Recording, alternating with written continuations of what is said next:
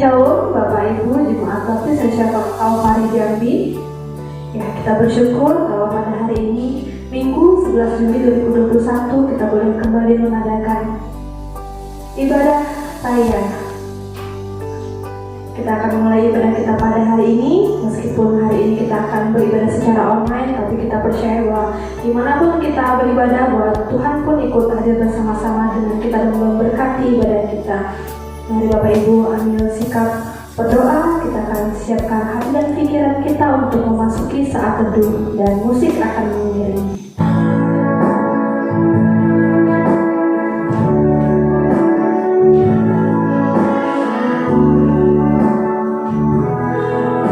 Mazmur 117 ayat 1-2. Pujilah Tuhan, hai segala bangsa, megahkanlah Dia, hai segala suku bangsa, sebab kasih-Nya hebat atas kita dan kesetiaan Tuhan untuk selama-lamanya. Haleluya. Mari sama-sama kita naikkan pujian kita oleh karena kemurahan Tuhan.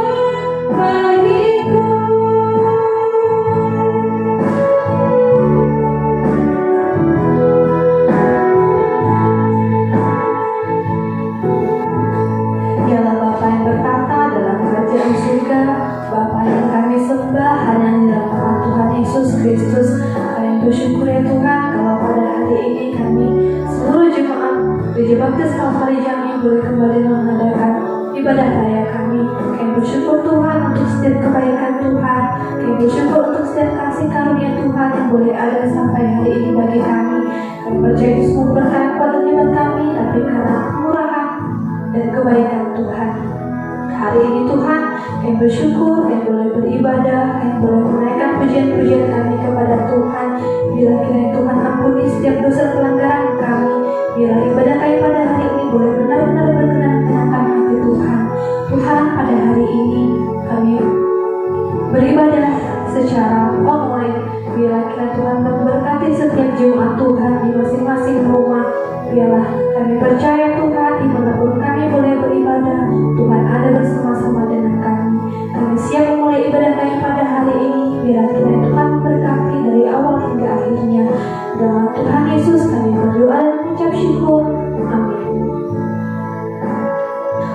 Mazmur 37 ayat 5 berkata, serahkanlah hidupmu kepada Tuhan dan percayalah kepadanya, dan ia akan bertindak. Kita mau percaya bahwa Tuhan kita adalah Tuhan Yesus yang baik, dan Tuhan kita adalah Tuhan yang tak pernah mengecewakan kita. Mari Bapak Ibu kita menaikkan pujian kita dengan penuh sukacita. Jemaat boleh bertepuk tangan di rumah, kita menaikkan pujian, Dialah Yehova. Sama-sama katakan bahwa Tuhan kita Tuhan yang tak pernah mengecewakan. Dia adalah Tuhan Yesus yang baik. Aku percaya Aku percaya Tuhan tak pernah mengecewakan. Tuhan Yesus baik. Dia datang supaya aku mendapat hidup berkelimpah. Aku percaya Tuhan tak pernah mengecewakan. Tuhan Yesus baik. Dia datang supaya aku mendapat hidup berkelimpahan. Dialah Yehova Rafa, Dia menyembuhkan. Yehova Jireh, Dia mencukupi. Yehova Nissi, Juru Selamatku. Yehova Shalom, Raja Damai. Aku percaya Tuhan. Aku percaya Tuhan tak pernah mengecewakan. Tuhan Yesus baik. Dia datang supaya aku mendapat hidup berkelimpah. Aku percaya Tuhan. Aku percaya Tuhan tak pernah mengecewakan. Tuhan Yesus baik. Dia datang supaya aku mendapat hidup berkelimpah. Dialah Yehova. Dialah Yehova Rafa, Dia menyembuhkan. Yehova Jireh, Dia mencukupi. Yehova Nissi, Juru Selamatku. Yehova Shalom, Raja. Dialah Yehova. Dialah Yehova Rafa, Dia menyembuhkan. Yehova Jireh, Dia mencukupi.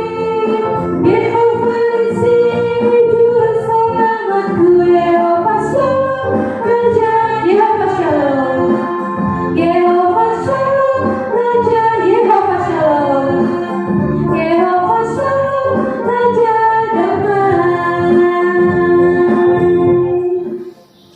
Sebentar kita akan sama-sama memberikan yang terbaik kepada Tuhan.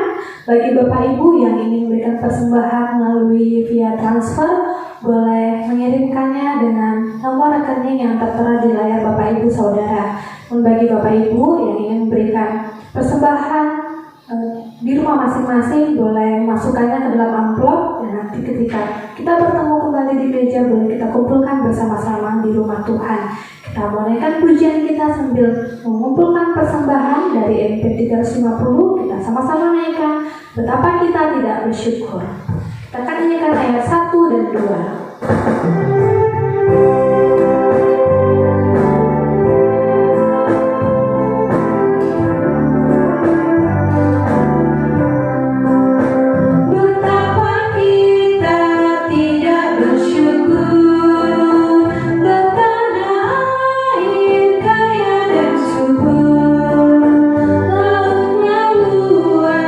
Gunungnya megah,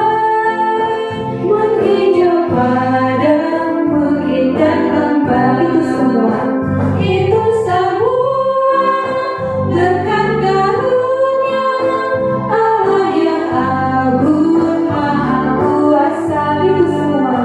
Itu semua berkat karunia Allah yang agung maha kuasa. Ayat 2.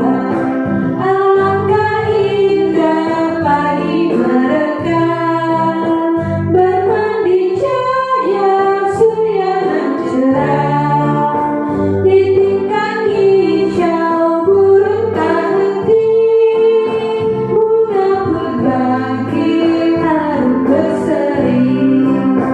Itu semua berkat karunia Allah yang agung maha kuasa. Itu semua berkat karunia Allah yang agung maha kuasa. Kita akan sama-sama menaikkan doa untuk persembahan yang akan dipimpin oleh Ibu Sri. Mari kita bersatu dalam doa.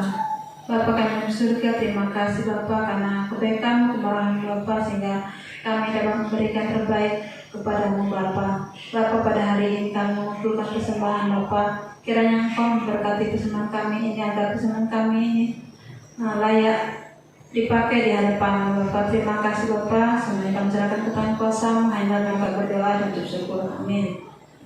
Sebentar kita akan sama-sama menerima berkat Tuhan melalui firman yang akan disampaikan oleh Pendeta Lukas Wijaya STH. Mari Bapak Ibu kita sama-sama naikkan pujian kita. Aku percaya ada mujizat sebagai pujian pengantar khotbah.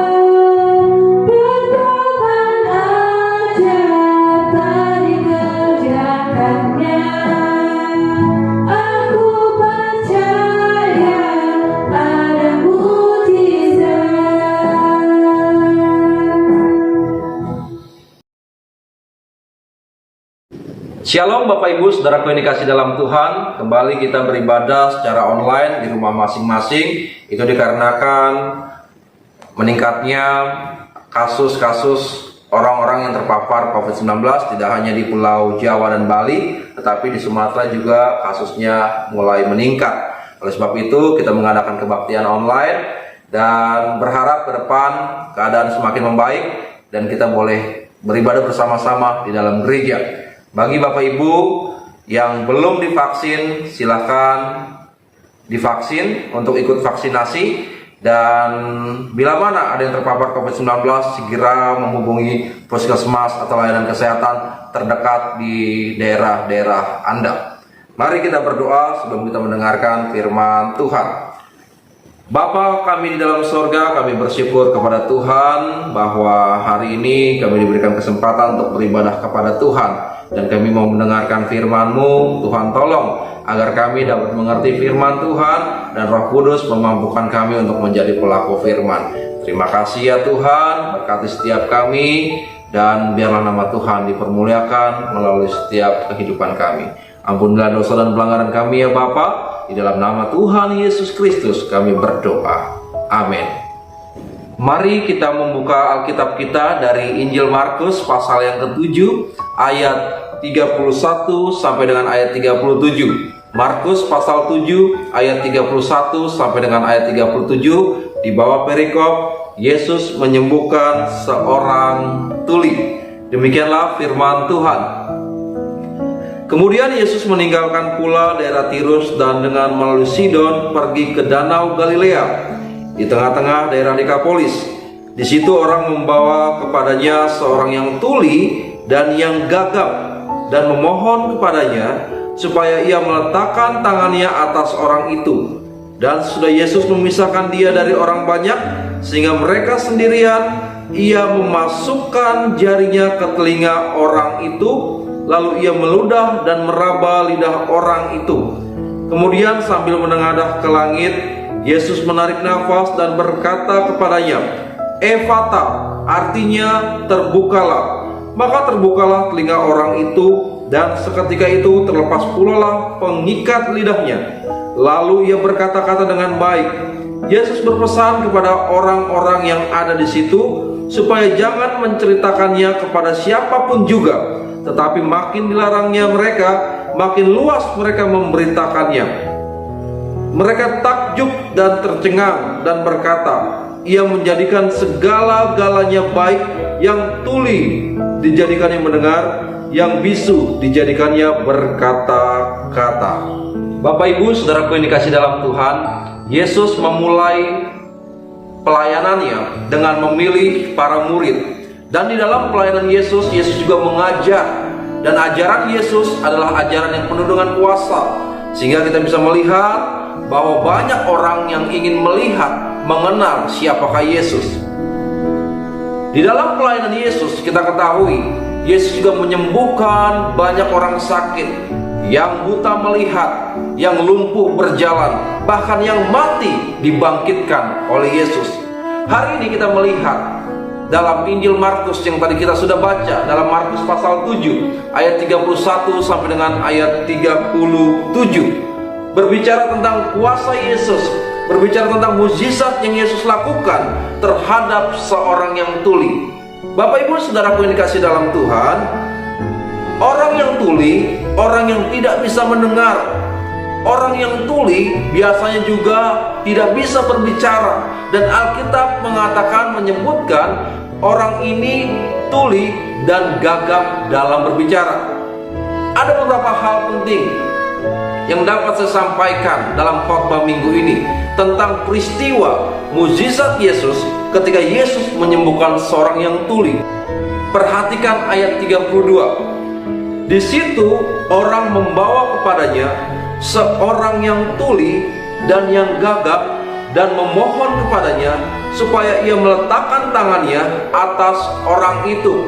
Ada orang yang tuli dibawa oleh, bisa dikatakan temannya atau dikatakan kerabatnya atau orang yang di lingkungannya, melihat ada orang yang tuli dan orang ini tahu bahwa ada Yesus yang sanggup memberikan kesembuhan atas orang yang tuli ini. Lalu orang tuli ini dibawa di hadapan Yesus, dan Alkitab mengatakan orang itu memohon agar Tuhan Yesus meletakkan tangannya agar orang ini dapat disembuhkan oleh Yesus. Saudaraku yang dikasih dalam Tuhan, apa yang dapat kita ambil, apa yang dapat kita renungkan dari firman Tuhan ini?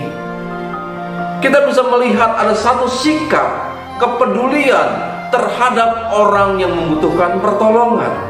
Yang pertama yang dapat kita ambil dari kisah mukjizat Yesus menyembuhkan orang tuli adalah kita melihat ada satu pribadi, orang yang membawa orang tuli ini di hadapan Yesus untuk disembuhkan. Yaitu yang pertama yang dapat kita ambil dari kisah Yesus menyembuhkan seorang yang tuli adalah orang itu mau berbagi kebaikan terhadap sesama.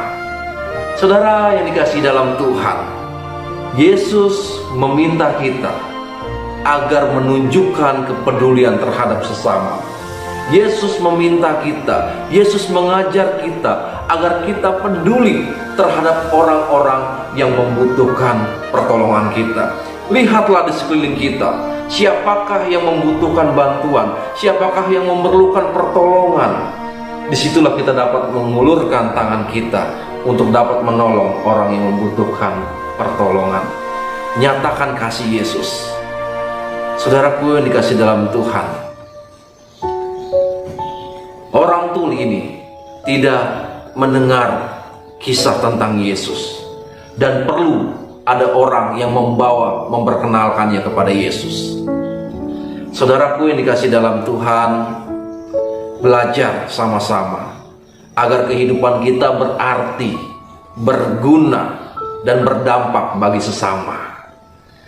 Bapak Ibu, saudaraku yang dikasih dalam Tuhan, sudahkah kehidupan kita berperan aktif untuk dapat menolong, membawa orang kepada Yesus untuk diselamatkan, membawa orang kepada Yesus untuk disembuhkan, membawa orang kepada Yesus untuk dipulihkan? Saya rindu jemaat Tuhan di Gereja Baptis Indonesia Kalvari Jambi menjadi jemaat yang peduli terhadap orang-orang yang membutuhkan, yang siap menolong, yang siap menjadi saluran berkat kepada orang-orang yang membutuhkan pertolongan. Bawa mereka kepada Yesus untuk dipulihkan, bawa mereka kepada Yesus untuk diselamatkan, bawa mereka kepada Yesus untuk menerima kehidupan yang kekal. Itu yang pertama. Yang kedua, hal apa yang dapat kita pelajari dari peristiwa atau mukjizat Yesus ketika Yesus menyembuhkan seorang yang tuli? Di ayat selanjutnya dikatakan, ayat 33, dan sesudah Yesus memisahkan dia dari orang banyak sehingga mereka sendirian, ia memasukkan jarinya ke telinga orang itu, lalu ia meludah dan meraba lidah orang itu.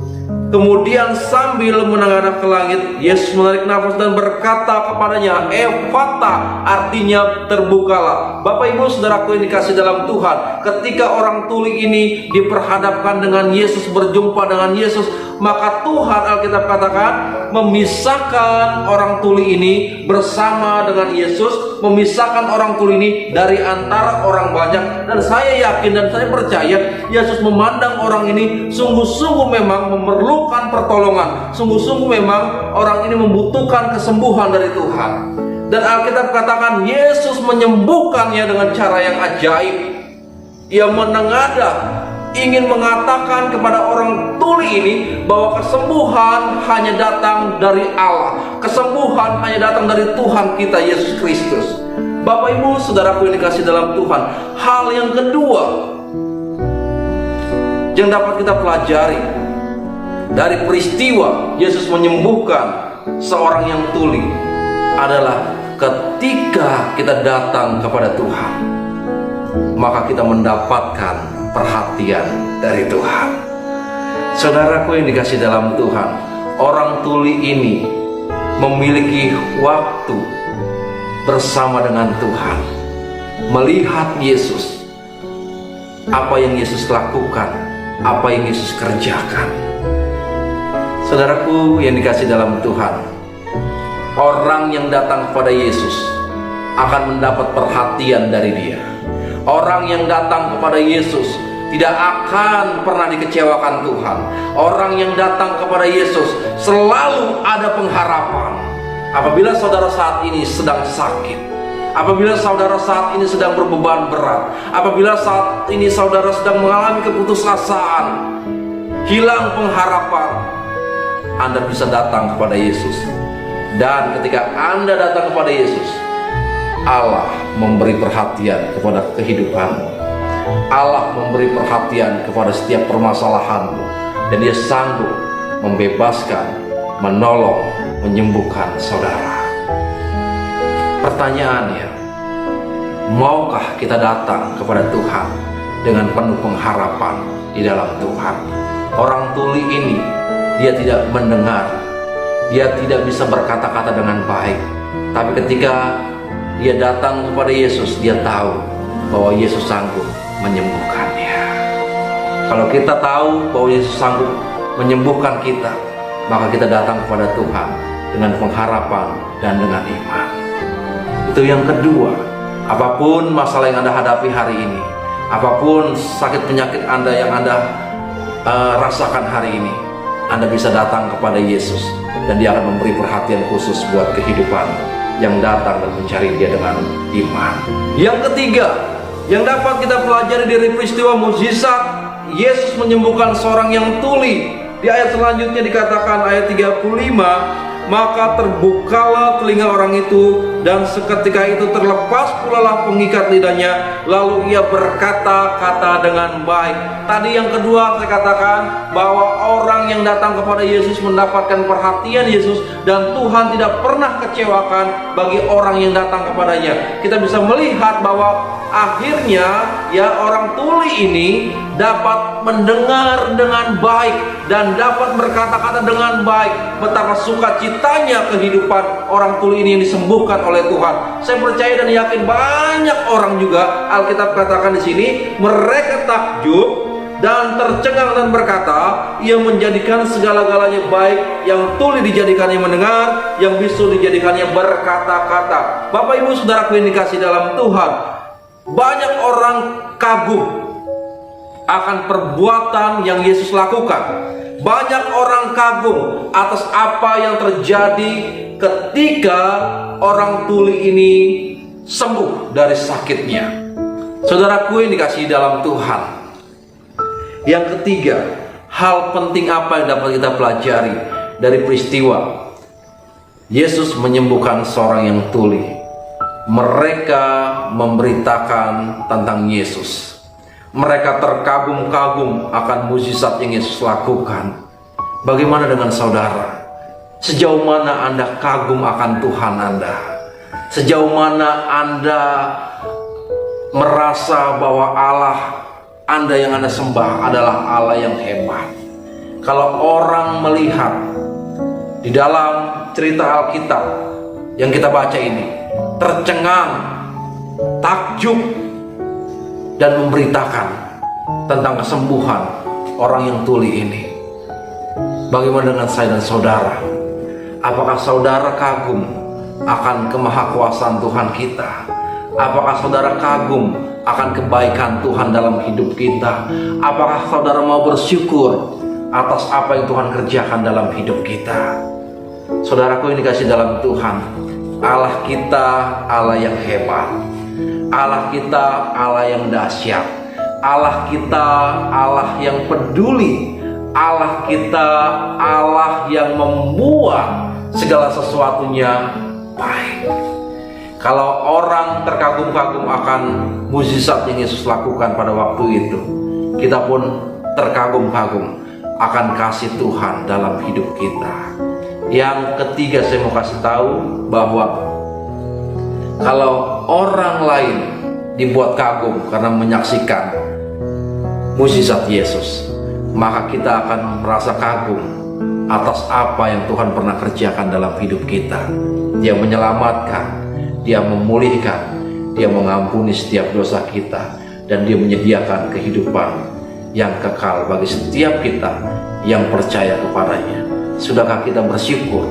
Sudahkah kita kagum akan segala kebaikan Tuhan dalam hidup kita? 3 hal penting yang dapat saya sampaikan pada minggu hari ini tentang peristiwa Yesus menyembuhkan seorang yang tuli. Yang pertama, Anda harus bisa berbagi kebaikan terhadap sesama. Lihat lingkungan, lihat di lingkungan kita siapa yang membutuhkan pertolongan. Lihat di lingkungan gereja, siapakah yang membutuhkan pertolongan. Kita harus siap mengulurkan tangan kita menjadi saluran berkat. Bawa mereka kepada Yesus, bawa mereka untuk mengenal Yesus. Yang kedua, orang yang datang kepada Tuhan tidak akan pernah Tuhan kecewakan. Yang kedua, orang yang datang kepada Tuhan akan mendapatkan perhatian khusus dari Tuhan. Dan tidak pernah sekali-sekali Tuhan mengecewakan orang yang mencari Tuhan dengan segenap hati. Yang ketiga, saudara harus kagum bahwa saudara punya Allah yang hebat. Saudara harus kagum bahwa saudara telah diselamatkan Tuhan. Saudara harus kagum karena saudara memiliki Allah yang begitu peduli dan mengasihi saudara. Inilah firman Tuhan yang dapat saya sampaikan pada pagi hari ini, kiranya menjadi berkat bagi setiap kita. Amin.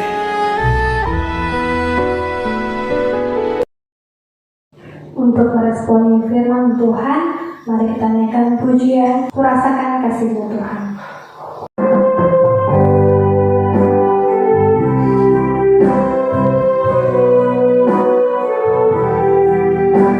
Mari sama-sama kita katakan, kurasakan kasih-Mu Tuhan.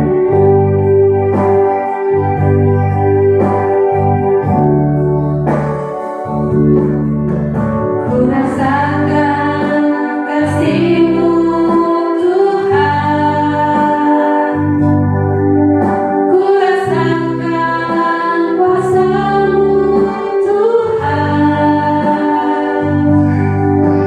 kurasakan kasih kuasa Roh Kudus, kurasakan kehadiran-Mu,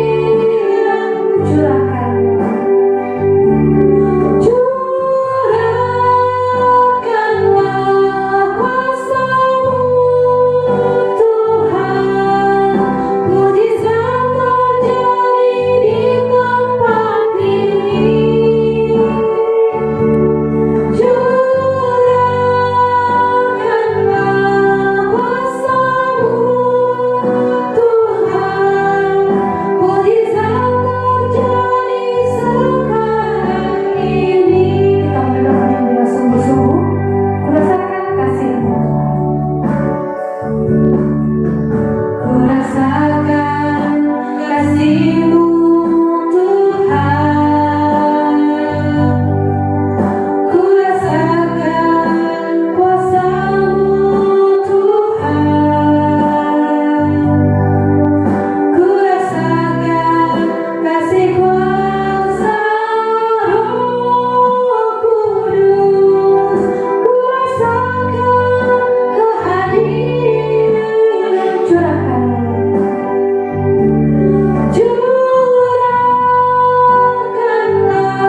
kuasa-Mu Tuhan, mujizat terjadi di tempat ini. Curahkanlah kuasa-Mu Tuhan, mujizat terjadi sekarang ini.